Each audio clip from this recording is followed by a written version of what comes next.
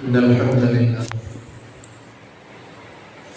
نحمده ونستعينه ونستغفره ونعوذ بالله من شرور أنفسنا ومن سيئات أعمالنا من يهده الله فلا مضل له ومن يضلل فلا هادي له وأشهد أن لا إله إلا الله وحده لا شريك له تعالى عن النظير والمثيل والشبيه وأشهد أن محمدا عبده ورسوله أرسله بالهدى بشيرا ونذيرا بين يدي الساعة اللهم صل على محمد وعلى آل محمد كما صليت على إبراهيم وعلى آل إبراهيم وبارك على محمد وعلى آل محمد كما باركت على إبراهيم وعلى آل إبراهيم إنك حميد مجيد أما بعد فإن أصدق الحديث كتاب الله وأفضل الهدي هدي محمد صلى الله عليه وسلم وشر الأمور محدثاتها وكل محدثة بدعة وكل بدعة ضلالة وكل ضلالة في النار عباد الله أوصيكم وإياي أولا بتقوى الله يا أيها الذين آمنوا اتقوا الله حق تقاته ولا تموتن إلا وأنتم مسلمون ആദരണീയരായ സത്യവിശ്വാസികളെ പ്രപഞ്ചത്തിൻ്റെ സ്രഷ്ടാവും പരിപാലകനുമായ അള്ളാഹുവിൻ്റെ വിധി വിലക്കുകൾക്കൊത്ത് ജീവിതത്തെ ചിട്ടപ്പെടുത്തണമെന്ന് ആ വിഷയത്തിൽ സമ്പൂർണമായ സൂക്ഷ്മത തഖ്വ മുറുകെ പിടിക്കണമെന്നും എന്നോടും നിങ്ങളോടും വസിയത്ത് ചെയ്യുകയാണ്. അല്ലാഹു സുബ്ഹാനഹു വ തആല അവന് പ്രിയപ്പെട്ട ദാസന്മാരുടെ കൂട്ടത്തിൽ മുത്തഖീകളിൽ മുഖ്ലിസുകളിൽ നാം എവരെയും ഉൾപ്പെടുത്തി അനുഗ്രഹിക്കുമാറാകട്ടെ. നമ്മിൽ നിന്നും അറിഞ്ഞും അറിയാതെയും സംഭവിച്ച എല്ലാ പാപങ്ങളും കാരുണ്യവാനായ നാഥൻ നമുക്ക് പുറത്തു തരുമാറാകട്ടെ. ശേഷിക്കുന്ന ജീവിതം അള്ളാഹുവിന് ഇഷ്ടപ്പെട്ട നിലയിൽ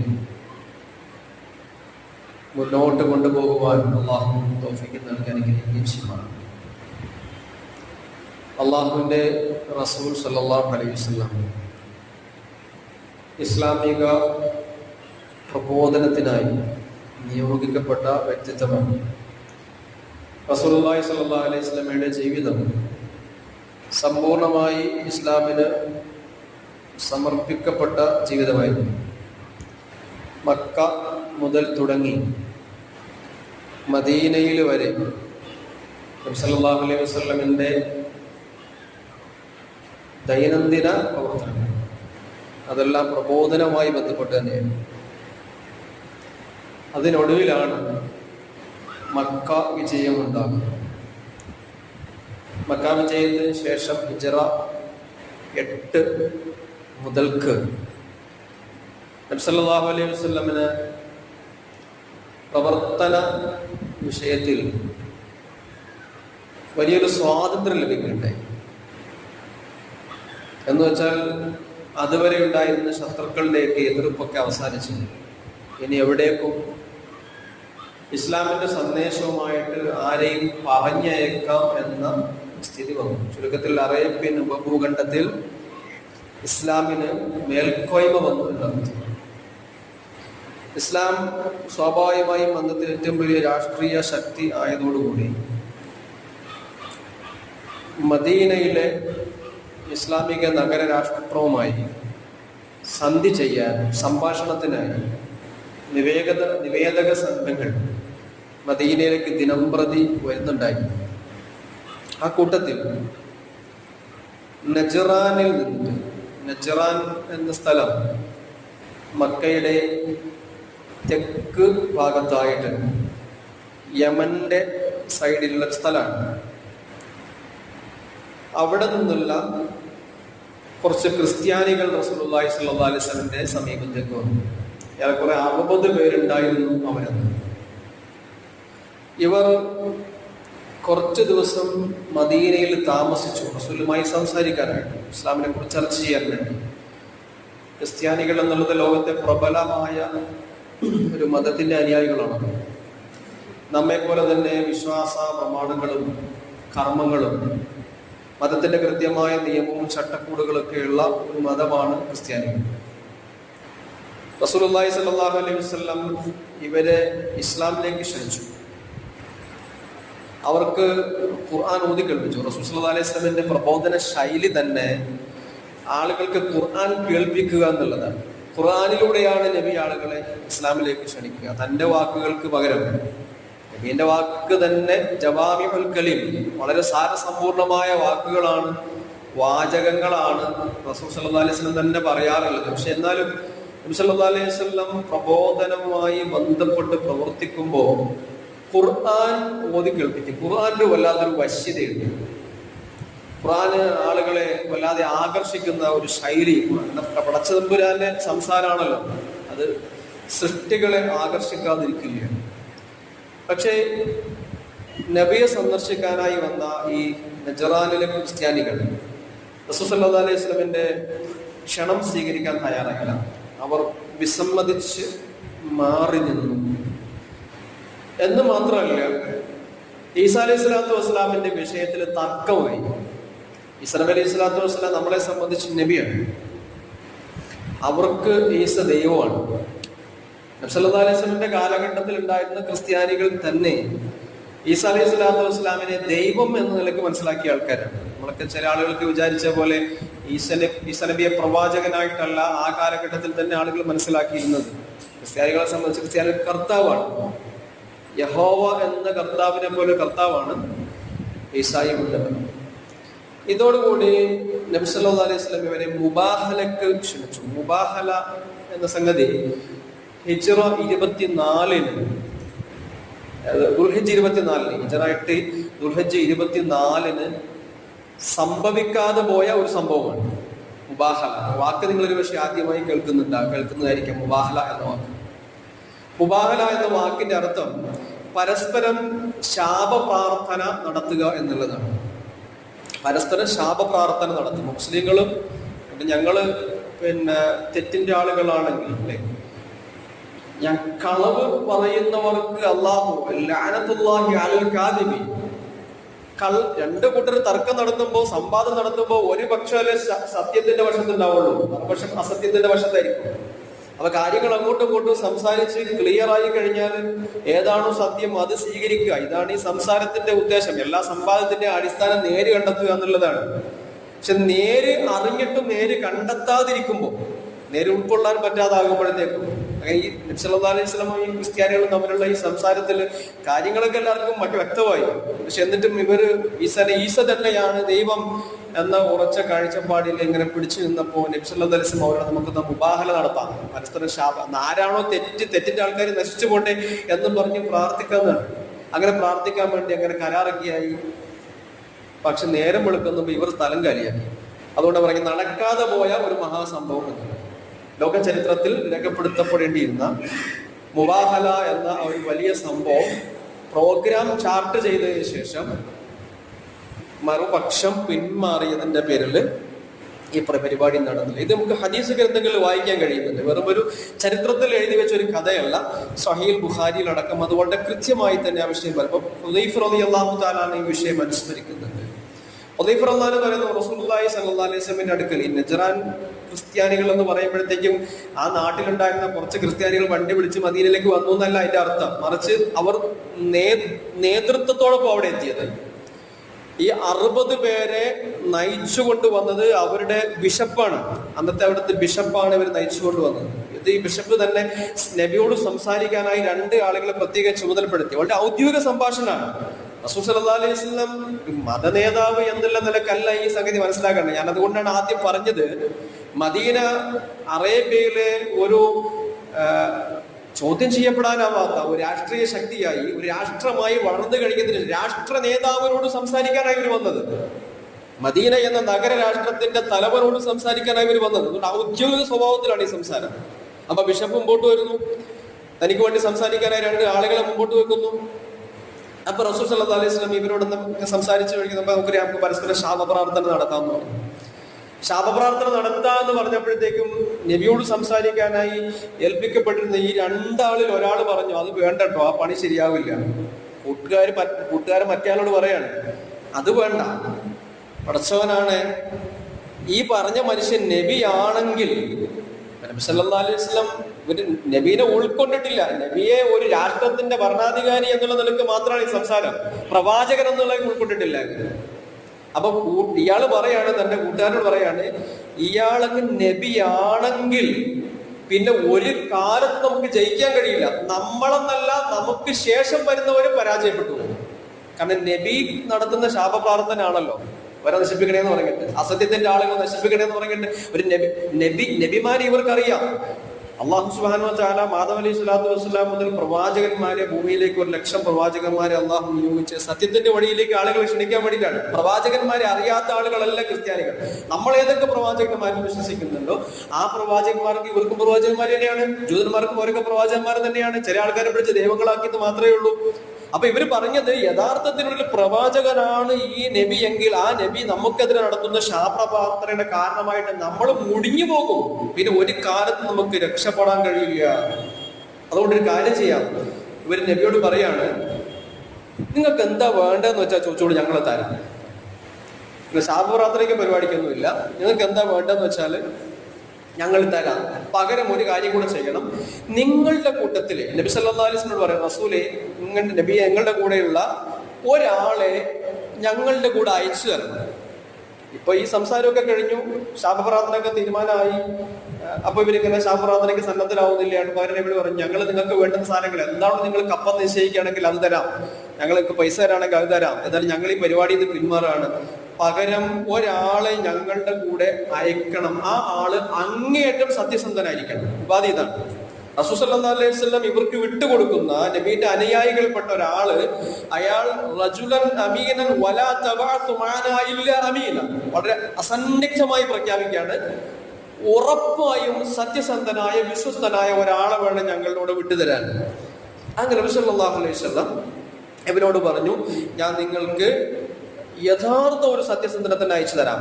അമീനൻ ഹഖ അമീൻ, യഥാർത്ഥ ഒരു സത്യസന്ധനെ ഞാൻ അയച്ചു തരാം. അങ്ങനെ നബി സല്ലല്ലാഹു അലൈഹി വസല്ലം തന്റെ സഹാബികളുമായിട്ട് കൂടി ആലോചിച്ചു. റസൂൽ സല്ലല്ലാഹു അലൈഹി വസല്ലം നബിയുടെ കൂടെ ഉണ്ടായിരുന്ന ആ സദസ്സിലുണ്ടായിരുന്ന അബൂ ഉബൈദത്ത് ഇബ്നുൽ ജറാഹ് റളിയല്ലാഹു തആല അൻഹുവിനോട് പറഞ്ഞു, ഖും യാ അബാ ഉബൈദത്ത് ഇബ്നുൽ ജറാഹ്, അബൂ ഉബൈദ എഴുന്നേറ്റ്. അബൂ ഉബൈദ എഴുന്നേറ്റ് നിൽക്കുന്നു.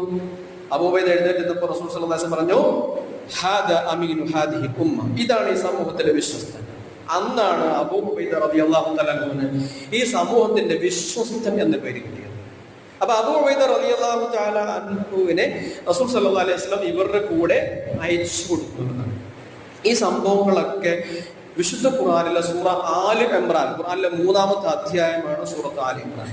സൂറ ആൽ ഇംറാന്റെ ആദ്യ ഭാഗം യഥാർത്ഥത്തിൽ ഈ നജ്റാനിലെ ക്രിസ്ത്യാനികളുടെ വിഷയത്തിൽ അവതരിച്ചതാണ്. നമ്മളിങ്ങനെ ഖുർആൻ ഇങ്ങനെ ഓതിപ്പോണല്ലോ, ഖുർആൻ എന്തോ കുറച്ച് കർമ്മങ്ങൾ പഠിപ്പിക്കാൻ വേണ്ടി വന്ന ഒരു പുസ്തകം എന്നുള്ള നിലക്ക് ഖുർആൻ മനസ്സിലാക്കും. നമ്മൾ നിത്യേന റമളാൻ മാസത്തിലൊക്കെ ഹത്തം തീർന്നു പോയി ഖുർആന്റെ സൂറ ആൽ ഇംറാനിലെ 3-ാമത്തെ അധ്യായത്തിലെ 80ഓളം ആയത്തുകൾ ഈ സംഭവമാണ് പരാമർശം. ഈ മുബാഹല എന്ന് അറിയപ്പെട്ട പരസ്പര ശാപപ്രാർത്ഥന നടത്താൻ വേണ്ടി തീരുമാനിക്കപ്പെട്ട ഈ വിഷയം ചർച്ച ചെയ്യാണ് സൂറ ആൽ ഇംറാന്റെ ആദ്യ ഭാഗത്തിൽ. അള്ളാഹു പറയുന്നുണ്ട് ഈ ആയത്തിൽ, ഇതില് 50, 59, 61 വരെയുള്ള ആയത്തുകൾ. ഇന്ന മസല ഈസ ഇൻദല്ലാഹി കമസലി ആദം, പടച്ചതമ്പുരാന്റെ അടുക്കൽ ഈസ എങ്ങനെയെന്ന് വെച്ച് കഴിഞ്ഞാൽ അത് ആദമിനെ പോലെ തന്നെയുള്ളൂ. ഈസ നബി അലൈഹി സ്വലാത്തു വസ്സലാം പിതാവില്ലാതെ ജനിച്ചു എന്നുള്ളതാണല്ലോ അദ്ദേഹത്തിന്റെ ദിവ്യത്വത്തിന്റെ ഒരു വലിയ തെളിവായിട്ട് ഇവർ കൊണ്ടു നടക്കുന്നത്. പിതാവില്ലാതെ ഉണ്ടായി എന്നുള്ളത് നബി ഇവര് തമ്മിലുള്ള ഒരു ചർച്ചയിൽ ഞാൻ ആ വിഷയത്തിലേക്ക് വരാം. അപ്പൊ പിതാവില്ലാതെ ഉണ്ടായത് കൊണ്ട് ഈസ ദൈവമാകണം, ഇതാണ് ഇവരുടെ വാദം. അള്ളാഹ് പറയുന്നു, ഈസയെ കുറിച്ച് നിങ്ങൾ അങ്ങനെ അത്ഭുതം കൂറേണ്ട ആവശ്യമൊന്നുമില്ല. ഈസയെ എങ്ങനെ ആദമിന്റെ ഉപമ എന്താണോ, ആദമിനെ അല്ലാഹു ഖലഖഹു മിൻ തുറാബിൻ, കളിമണ്ണെന്നല്ലേ അള്ളാഹു ആദമിനെ സൃഷ്ടിച്ചത്, പിതാവും മാതാവും ഇല്ലായിരുന്നല്ലോ. ഈസയ്ക്ക് പിതാവ് മാത്രമേ ഇല്ലാത്തുള്ളൂ. അപ്പൊ അള്ളാഹിന്റെ അടുക്കല്ല. ഈസ എന്ന് പറഞ്ഞാൽ അത് ആദമിൻ്റെത് പോലെ തന്നെയുള്ളൂ. ആദമിനോട് അള്ളാഹു കളിമണ്ണ് കൊണ്ട് ആദമിനെ ഉണ്ടാക്കിയിട്ട് സുമ്മ ഖാല ലഹു കുൻ ഫയകൂൻ, ഉണ്ടാകൂ എന്ന് പറഞ്ഞു. അങ്ങനെ ആദം ഉണ്ടായി. അൽഹഖ്ഖു മിർ റബ്ബിക ഫലാ തകുൻ മിനൽ മുംതരീൻ. അതുകൊണ്ട് ഈ പറഞ്ഞ കാര്യം നാഥനായ അള്ളാഹുവിന്റെ അടുക്കൽ നിന്നുള്ള, നിന്റെ രക്ഷിതാവിന്റെ അടുക്കൽ നിന്നുള്ള ഒരു സത്യവൃത്താന്തമാണ്. നീ ഒരിക്കലും മിനൽ മുംതരീൻ, സംശയാലുകളിൽ പെട്ടുപോകരുത്. ഫമൻ ഹാജക ഫീഹി, നബി സല്ലല്ലാഹു അലൈഹി വസല്ലം സംബോധന ചെയ്ത് അല്ലാഹു പറയാണ്, ഫമൻ ഹാജക ഫീഹി, റസൂലെ അങ്ങയോട് ആരെങ്കിലും ഈസ നബിയുടെ വിഷയത്തിൽ തർക്കിക്കാൻ വരികയാണെങ്കിൽ, മിൻ ബഅദി മാ ജാഅക മിനൽ ഹഖ്, സത്യം ബോധ്യപ്പെട്ടതിനു ശേഷം, ഈസ അലൈഹി സ്വലാത്തു വസ്സലാം ദൈവമല്ല പ്രവാചകനാണ് എന്ന് ഇവർക്ക് കൃത്യമായി തന്നെ മനസ്സിലായി, എന്നിട്ടും ഇവർ തർക്കിക്കാനായി വന്നാൽ അങ്ങ് എന്ത് ചെയ്യണം? ഫഖുൽ തആലൗ നദ്ഉ അബ്നാഅനാ وأبناءكم ونساءنا ونساءكم وأنفسنا وأنفسكم ثم نبتهل فنجعل لعنة الله على الكاذبين. താങ്കൾ എന്ത് പറയണം? നിങ്ങൾ നിങ്ങളുടെ മക്കളെ വിളിക്കും, നിങ്ങളുടെ മക്കളെ വിളിക്ക്, ഞങ്ങൾ ഞങ്ങളുടെ മക്കളെ വിളിക്കാം, നിങ്ങളുടെ പെണ്ണുങ്ങളെ വിളിക്ക്, ഞങ്ങളുടെ പെണ്ണുങ്ങളെ വിളിക്കാം, നിങ്ങൾ നിങ്ങളെ വിളിക്ക്, ഞങ്ങൾ നിങ്ങൾ നിങ്ങളുടെ കൂട്ടുകുടുംബാദികളൊക്കെ ഇങ്ങോട്ട് പോരും, നിങ്ങളുടെ മക്കളെയും നിങ്ങളുടെ ഭാര്യമാരെയൊക്കെ കൂട്ടി ഇങ്ങോട്ട് പോരും, ഞാനും എന്റെ ഭാര്യമാരെയും മക്കളെയും കൂട്ടി ഇങ്ങോട്ട് വരാം. എന്നിട്ട് സുമ്മനബത്തഹിൽ നമുക്ക് പരസ്പരം ശാപപ്രാർത്ഥന നടത്താം. എന്താ ശാപപ്രാർത്ഥന നടത്തേണ്ടത്? കള്ളം പറയുന്നവരുടെ മേൽ അള്ളാഹുവിന്റെ ശാപം ഉണ്ടാകട്ടെ എന്ന് നമുക്ക് ശാപപ്രാർത്ഥന നടത്താം എന്ന് അള്ളാഹു ഖുർആനിൽ റസൂലിനോട് കൽപ്പിച്ചതാണ്. ആ കൽപ്പനയുടെ അടിസ്ഥാനത്തിലാണ് റസൂലുള്ളാഹി സ്വല്ലല്ലാഹു അലൈഹി വസല്ലം അവരെ മുബാഹലയ്ക്ക് വേണ്ടി, ശാപപ്രാർത്ഥനയ്ക്ക് വേണ്ടി വിളിച്ചത്. അപ്പൊ ഈസാ അലൈഹി സ്വലാത്തു വസ്സലാമിനെ സംബന്ധിച്ചുള്ള ക്രിസ്ത്യാനികളുടെ വാദം എന്താണെന്ന് മുസ്ലിങ്ങളെ നമ്മൾ അറിഞ്ഞിരിക്കേണ്ടതുണ്ട്. നമ്മുടെ ചുറ്റുപാടും ജീവിക്കുന്ന ഓരോ മതസ്ഥരുടെയും ആരാധനകൾ എന്താണ്, അവരുടെ വിശ്വാസം എന്താണ്, എന്ത് ഐഡിയോളജിയാണ് അവർക്കുള്ളത് എന്ന് മുസ്ലിങ്ങളായി നമുക്ക് ധാരണ ഉണ്ടാവണം. എന്തിനെന്ന് വെച്ച് കഴിഞ്ഞാൽ നമ്മളൊരു പ്രബോധക സമൂഹമാണ്, പ്രബോധകരാണ് നമ്മൾ. ഈ ഇസ്ലാമിനെ മറ്റുള്ളവർക്ക് പഠിപ്പിച്ചു കൊടുക്കാൻ വേണ്ടി അള്ളാഹു നമ്മളെ നിയോഗിച്ചതാണ്. അത് കൃത്യമായി നമ്മൾക്ക് നിർവഹിക്കാൻ കഴിയണമെങ്കിൽ മറ്റുള്ളവരുടെ വിശ്വാസം എന്താണ് എന്ന് നമ്മൾ അറിഞ്ഞിരിക്കേണ്ടതുണ്ട്. നമ്മുടെ ചുറ്റുപാട് ധാരാളം ക്രിസ്ത്യൻ സഹോദരങ്ങളുണ്ടല്ലോ. എന്താണ് അവർ വിശ്വസിക്കുന്നത്? ക്രിസ്ത്യാനികളുടെ വിശ്വാസത്തിൽ ഈസാ അലൈഹി സ്വലാത്തു വസ്സലാം എന്നുള്ളത് ദൈവപുത്രനും ദൈവവുമാണ്. ദൈവപുത്രനും ദൈവവുമാണ് ഈസ. അവരെങ്ങനെ വിശ്വസിക്കുക? സൂറ ആലി ഇമ്രാന്റെ ഈ ഭാഗം, ഈ വാദത്തിന് മറുപടിയായിട്ടാണ് അള്ളാഹു അവതരിപ്പിച്ചത്. കാരണം നമ്മൾ ഓതി വെച്ച ആയത്തിൽ കണ്ടു, അള്ളാഹു അവരോട് പറയുന്നു, ഈസ എന്നുള്ള നിങ്ങൾ വിചാരിക്കുന്ന പോലെ ദൈവമോ ദൈവത്തിന്റെ പുത്രനോ അല്ല, മറിച്ച് ആദമിനെ പോലെ അള്ളാഹു സൃഷ്ടിച്ചൊരു സൃഷ്ടി മാത്രമാണ്. റസൂലുള്ളാഹി സ്വല്ലല്ലാഹു അലൈഹി വസല്ലമയോട് സംസാരിക്കാനായി വന്ന ഈ ദൗത്യ സംഘത്തിന്റെ നായകൻ ഹാരിസ് ബിൻ കഅബ് എന്ന് പേരുള്ള ഒരു ബിഷപ്പാണ് ഇവരുടെ നായകൻ. അറബ് നാട്ടിൽ നജറാൻ എന്നുള്ള അറബ് പ്രദേശമാണ്. അറബ് ക്രിസ്ത്യാനിയാണ്. അറബ് ക്രിസ്ത്യാനിയായ ഹാരിസ് ബിൻ കഅബിന്റെ നേതൃത്വത്തിൽ എത്തിച്ചേരുന്ന ഈ 60 അംഗ സംഘം എന്നുള്ളത്, അത് ക്രിസ്ത്യാനികളിൽ പല വിഭാഗക്കാരുണ്ടല്ലോ, ഏതോ അറിയപ്പെടാത്ത ഒരു ക്രിസ്ത്യൻ കൂട്ടം എന്നല്ല ഇതിനെ മനസ്സിലാക്കണം. മറിച്ച് അന്നത്തെ റോമ സാമ്രാജ്യത്തിന്റെ അനുഗ്രഹാശസ്സുകൾ നേടിയെടുത്തിരുന്ന ഒരു പ്രത്യേക ക്രിസ്ത്യൻ സംഘം തന്നെയായിരുന്നു വരുന്നത്. ഞാൻ കത്തോലിക്കൻ ഓർത്തഡോക്സുകാർ എന്നുള്ളതാണ് പറയുന്നത്. പക്ഷെ റോമക്കാർ അംഗീകരിക്കണമെങ്കിൽ പൊതുവെ അത് കത്തോലിക്കൻ സ്വാധീനം ഉണ്ടാവണം. ഏതായാലും അവർ അനുഗ്രഹാശസ്സുകൾ ഉണ്ടായിരുന്ന ഒരു സംഘമായിരുന്നു ഇവർ. റസൂൽ സല്ലല്ലാഹു അലൈഹി വസല്ലം പള്ളിയിലേക്ക് വരുന്നതിനെ കുറിച്ച് ചരിത്രം പറയുന്നുണ്ട്. അസ്ർ നിസ്കാരം നടക്കുന്ന സമയത്താണ് ഈ ആളുകൾ നബീന്റെ പള്ളിയിലെത്തിയത്. നബീന്റെ പള്ളിയിൽ വരുമ്പോൾ റസൂൽ സല്ലല്ലാഹു അലൈഹി വസല്ലം സംഘവും നിസ്കരിച്ചുകൊണ്ടിരിക്കുകയാണ്. റസൂൽ സല്ലല്ലാഹു അലൈഹി വസല്ലം നിസ്കാരം കഴിഞ്ഞു. ഇവർ ചർച്ചയ്ക്ക് വേണ്ടി വന്നപ്പോഴത്തേക്കാണ് ഇവരുടെ പ്രാർത്ഥനയുടെ സമയമായി. ക്രിസ്ത്യാനികൾക്ക് കൃത്യമായി പ്രാർത്ഥന ഉണ്ട്. നമുക്ക് പലർക്കും അത് അറിയുണ്ടാവും. ഒരു കുർബാനക്ക് എന്ന് പറഞ്ഞ അവരുടെ പള്ളികളിലേക്ക് വെള്ളിയാഴ്ച ഞായറാഴ്ചയൊക്കെ സൗകര്യം പോലെ മാറ്റി വെക്കുന്ന പ്രാർത്ഥന ഉണ്ടല്ലോ. അപ്പോൾ ഈ കൂട്ടത്തിൽ തന്നെ ചില വിഭാഗം ക്രിസ്ത്യാനികൾ അവർ കൃത്യമായി തന്നെ പ്രാർത്ഥിക്കുന്ന ആൾക്കാരാണ്. അപ്പൊ പ്രാർത്ഥനയുടെ സമയമായപ്പോ നബീന്റെ പള്ളിയിൽ, നമ്മുടെ പള്ളിയുടെ പ്രത്യേകത നമുക്കറിയാമല്ലോ, ഇവിടെ വിഗ്രഹങ്ങളോ കാര്യങ്ങളോ ഒന്നുമില്ല. ഒരു തുറന്ന സ്ഥലമാണ്, ഒരു ഓപ്പൺ എന്താ പറയാ, ഒരു ഹാളാണിത്. അങ്ങനെ തന്നെ നബിയുടെ പള്ളി നമ്മളുടെ പള്ളി പോലെ തന്നെ. അപ്പൊ ഇവർക്ക് ഇത് പള്ളിയാണോ കാര്യങ്ങളൊന്നും മനസ്സിലാവുന്നില്ല. നബി പ്രാർത്ഥിച്ചു, നമ്മളെ പ്രാർത്ഥിക്കാനുള്ള ഒരു ഇടമായിരിക്കും എന്ന് കരുതിയിട്ട് ഇവർ എന്ത് ചെയ്തു? പ്രാർത്ഥിക്കാനായി എഴുന്നേറ്റ് വന്നു. മദീനയില് റസൂലുള്ളാഹി സ്വല്ലല്ലാഹു അലൈഹി വസല്ലമയുടെ പള്ളിയിൽ നജറാനിലെ ക്രിസ്ത്യാനികൾ പ്രാർത്ഥിക്കാൻ എഴുന്നേറ്റ് നിന്നപ്പോഴത്തേക്കും സ്വഹാബികൾ സ്വാഭാവികമായും ബഹളം വെച്ചു. അത് പറ്റില്ല, ഇവിടെ എങ്ങനെ പ്രാർത്ഥിക്കുക? അള്ളാഹ് മസ്ജിദ് എന്നുള്ളത് അത് അള്ളാഹുവിനെ ആരാധിക്കാൻ വേണ്ടി ഉണ്ടാക്കിയിട്ടുള്ളതാണ്. മസ്ജിദുകൾ എന്നുള്ളത് അള്ളാഹുവിനെ പറഞ്ഞു, പള്ളിയിൽ നിങ്ങൾ അള്ളാഹെ അല്ലാതെ പിന്നെ ആരെയും വിളിക്കാൻ പാടില്ല എന്ന് ഖുർആനിൽ അല്ലാഹ് കൽപ്പിച്ചിരിക്കെ സ്വഹാബികൾ സ്വാഭാവികമായിട്ടും പ്രശ്നം ഉണ്ടാക്കാൻ തുടങ്ങി. അപ്പൊ റസൂലുള്ളാഹി സ്വല്ലല്ലാഹു അലൈഹി വസല്ലം അവരോട് പറഞ്ഞു, അവർ വിട്ടേക്ക്, അവർ പ്രാർത്ഥിച്ചോട്ടെ. ഇതാണ് റസൂലുള്ളാഹി സ്വല്ലല്ലാഹു അലൈഹി വസല്ലമയുടെ പള്ളിയിൽ ക്രിസ്ത്യാനികൾക്ക് നിസ്കരിക്കാൻ സൗകര്യം ചെയ്തു കൊടുത്തിട്ടുണ്ടെന്ന് ഹദീസ് നമ്മൾ കേട്ടിട്ടുണ്ടാവും. ആ സംഭവം ഇതാണ്. നജറാനിലെ ക്രിസ്ത്യാനികൾ നബി അവര് നിങ്ങളിവിടെ നിസ്കരിച്ചോളി എന്ന് പറഞ്ഞ് നിർത്തിയൊന്നുമല്ല. നമ്മുടെയൊക്കെ ചില ആളുകളുടെയൊക്കെ അവതരണം കേൾക്കുമ്പോഴത്തേക്കും വെറുതെ വഴി കൂടെ പോയി ക്രിസ്ത്യാനികളെ നിങ്ങളിവിടെ നിസ്കരിച്ചോളാം റസൂൽ വിളിച്ചു വരുന്നു, അങ്ങനെയല്ല സംഭവിച്ചത്. അവർ സ്വമേധയാ നിസ്കരിക്കാൻ എഴുന്നേൽക്കുന്നു. സഹാബികൾ തടസ്സപ്പെടുത്താൻ ശ്രമിച്ചപ്പോഴത്തേക്കും ആതിഥ്യ മര്യാദ കാണിക്കണമല്ലോ. ഇസ്ലാമിക രാഷ്ട്രവുമായി സംസാരിക്കാനായി വന്ന ഗസ്റ്റുകളല്ലേ അവര്. റസൂൽ പറഞ്ഞു തടസ്സപ്പെടുത്തണ്ട, അവര് പ്രാർത്ഥിച്ചു. അങ്ങനെ സഹാബികൾ പറയുന്നുണ്ട്, അവർ കിഴക്കോട്ട് തിരിഞ്ഞ് നിസ്കരിച്ചു. നബിയും സഹാബികളും മദീനയുടെ പടിഞ്ഞാറ് ഭാഗത്താണ് കിബില, മക്ക ആ ഭാഗത്തേക്കാണ്. ഇവര് നേരെ എന്ത് ചെയ്തു, അവരുടെ ഡയറക്ഷൻ ബൈത്തുൽ മുഖദ്ദസ് കേന്ദ്രീകരിച്ച് കിഴക്കോട്ടാണ്. അപ്പൊ അങ്ങോട്ട് തിരിഞ്ഞ് അവര് നിസ്കരിച്ചു. അതിനുശേഷമാണ് നേരത്തെ പറഞ്ഞ ഈ രണ്ട് ആളുകൾ റസൂലുള്ളാഹി സ്വല്ലല്ലാഹു അലൈഹി വസല്ലമയെ സംസാരിക്കാനായി മുമ്പോട്ട് വരുന്നത്. റസൂൽ സ്വല്ലല്ലാഹു അലൈഹി വസല്ലം സംസാരം തുടങ്ങുന്നു. നബി അവരോട് പറയുന്നു, ആദ്യമേ റസൂൽ സംസാരിച്ചിടുന്ന അസ്ലിമ, നിങ്ങൾ രണ്ടാളും മുസ്ലിം ആകണം. നമ്മളൊക്കെ എത്ര വളച്ചു കെട്ടിയിട്ട് ഇസ്ലാം അവതരിപ്പിക്കുക ആളുകളോട്. പല ആളുകളെയും, നമ്മുടെ ചുറ്റുവട്ടത്തുള്ള പല ആളുകളെയും നമുക്ക് വർഷങ്ങളായി പരിചയമുള്ളതാണ്. ആരോടെങ്കിലും ഇതുവരെ നമ്മൾ ഇസ്ലാം സമർപ്പിച്ചിട്ടുണ്ടോ?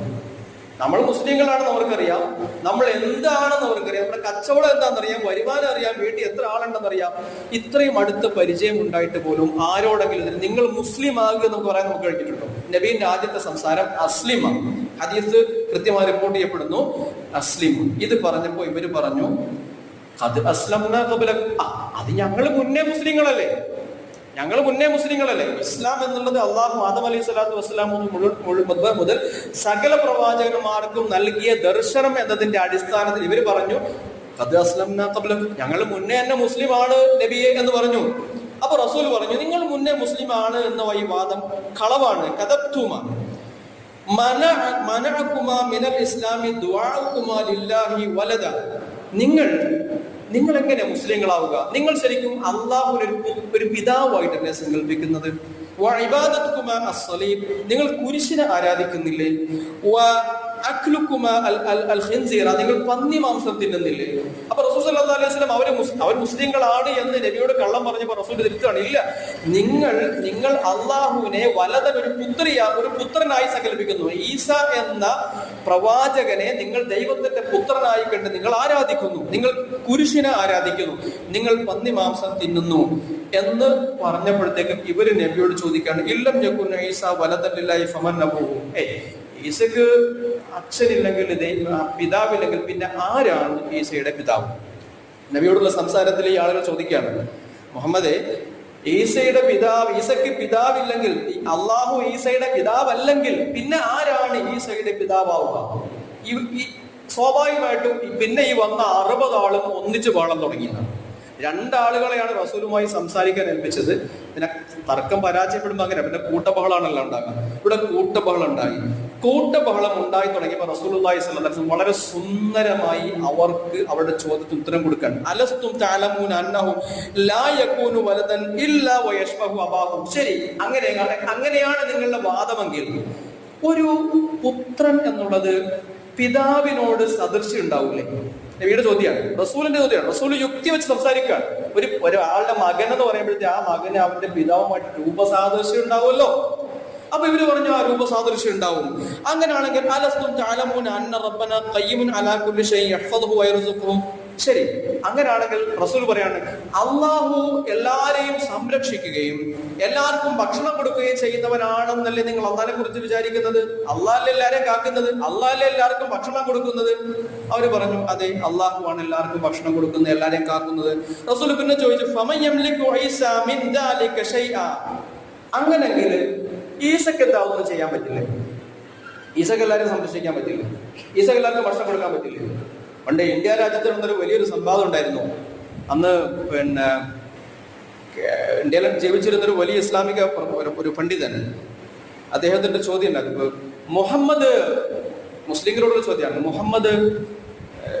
മുഹമ്മദിന്റെ പൗത്രൻ കർബലയിൽ കൊല്ലപ്പെട്ടപ്പോ മുഹമ്മദ് ദൈവത്തിന്റെ ഏറ്റവും അടുത്ത ആളല്ലേ, എന്തുകൊണ്ട് ദൈവത്തിനോട് തന്റെ പൗത്രനെ രക്ഷിക്കണം എന്ന് പറഞ്ഞു? ഇതാണ് ചോദ്യം. അപ്പൊ ഈ സംവാദകൻ കുറച്ച് സമയം മിണ്ടാതിരുന്നിട്ട് പറഞ്ഞു, അത് ആ ചോദ്യം കേട്ട് ദൈവം പൊട്ടിക്കരഞ്ഞു പോയി. ദൈവം എങ്ങനെ പൊട്ടിക്കരയാ? ദൈവം പൊട്ടിക്കരഞ്ഞു. എന്തുകൊണ്ടെന്നാൽ എന്റെ ഏകജാതൻ കുരിശിൽ കിടന്ന് എന്നെ വിളിച്ച് പ്രാർത്ഥിച്ചിട്ട് എനിക്ക് രക്ഷിക്കാൻ കഴിയില്ല, പിന്നല്ലേ മുഹമ്മദ് നിന്റെ പൗത്രൻ.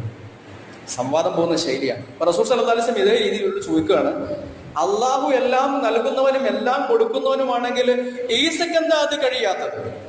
അവർക്ക് ഉത്തരം മുട്ടിപ്പോയി. നബി സല്ലല്ലാഹു അലൈഹി വസല്ലം വിശദീകരിച്ചു കൊടുത്തു, യഥാർത്ഥത്തിൽ ഈസ അല്ല ദൈവം, മറിച്ച് ഈസ എന്നുള്ളത് അള്ളാഹു സൃഷ്ടിച്ച ഒരു സൃഷ്ടി മാത്രമാണ് എന്ന് കാര്യകാരണ സഹിതം കുറച്ച് വിശദമായിട്ട് തന്നെ ഹദീസിൽ ആ ചരിത്രം വായിക്കാൻ പറ്റുന്നുണ്ട്. അവർക്ക് റസൂലുള്ളാഹി സ്വല്ലല്ലാഹു അലൈഹി വസല്ലം ആ കാര്യങ്ങൾ പറഞ്ഞു ബോധ്യപ്പെടുത്തി കൊടുത്തു. അതോടെ അവർ നിശബ്ദരായി എന്ന് മാത്രമല്ല, പിന്നെ നബി സല്ലല്ലാഹു അലൈഹി വസല്ലം സൂറത്തു ആലി ഇംറാനിലെ 80ഓളം ആയത്തുകൾ അവർക്ക് മുമ്പിൽ പാരായണം ചെയ്ത് കേൾപ്പിക്കുകയും പിന്നെ നമ്മൾ കാണുന്നു ഈ ആളുകൾ ഇസ്ലാമിലേക്ക് വന്നു എന്നാണ്. റസൂലുള്ളാഹി സ്വല്ലല്ലാഹു അലൈഹി വസല്ലമായി സംസാരത്തിൽ ഏർപ്പെട്ട് മുബാഹലയ്ക്ക് തയ്യാറാകാതെ നാടുവിട്ട ആളുകൾ, ശമപ്രാർത്ഥനയ്ക്ക് തയ്യാറാകാതെ നാടുവിട്ട ആളുകൾ ഇസ്ലാമിലേക്ക് പിന്നെ വരുന്നൊരു മഹനീയ ചിത്രം കാണാൻ കഴിയുന്നത്. പ്രബോധനമാണ് നമ്മുടെ ഒരു ദൗത്യം. അള്ളാഹുവിന്റെ റസൂൽ അത് വേണ്ടും വിധം നിർവഹിച്ച ഒരാളാണ്, നബി അത് കാണിച്ചു തന്നാണ്. ആ ഒരു രീതിയിലാണ് റസൂലിനെ നമ്മൾ പിൻപറ്റേണ്ടത്. അള്ളാഹു സുബ്ഹാനഹു വ തആല എല്ലാ നിലയ്ക്കും അള്ളാഹുവിന്റെ റസൂലിനെ പിൻപറ്റി നമ്മുടെ ദൗത്യം സമ്പൂർണ്ണമായി നിർവഹിക്കാൻ നമുക്ക് തൗഫീഖ് നൽകി അനുഗ്രഹിക്കുമാറാകട്ടെ.